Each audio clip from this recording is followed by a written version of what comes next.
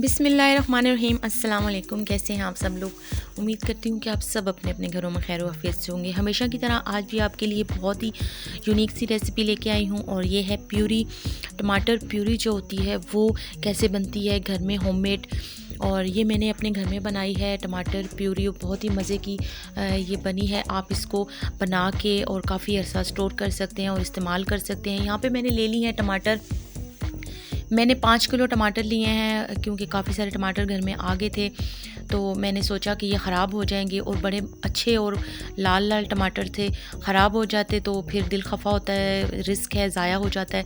मैंने यहाँ पे इनको क्या किया, 5 किलो टमाटर है उनके 2 पीस करके, और इसमें डाला है जी 1 टेबल स्पून फुल भर के नमक का, और थोड़ा सा इसमें गरम मसाला।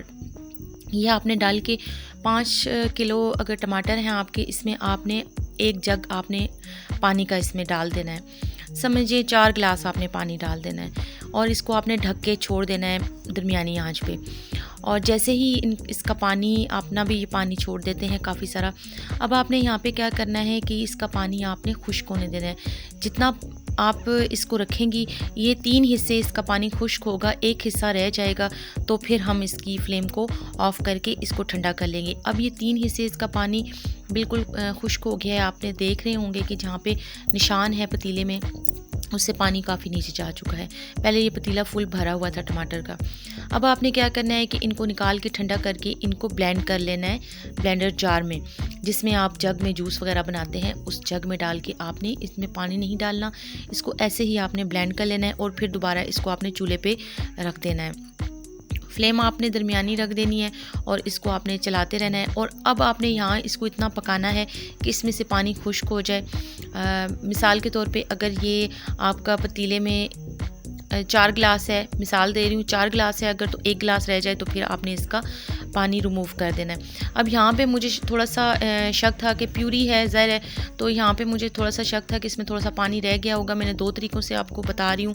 एक तो आपने छन्नी में डाल के इसको रख देना है, दूसरा आपने जाली में डाल के इसको लटका देना है, और इसका जो एक्स्ट्रा पानी होगा, ये प्यूरी आपकी नहीं निकलेगी, लेकिन एक्स्ट्रा जो वाइट कलर का पानी होता है वो इसमें से सारा ड्रेन हो जाएगा और ये बहुत अच्छी सी स्मूथ सी आपकी ये प्यूरी तैयार हो जाएगी।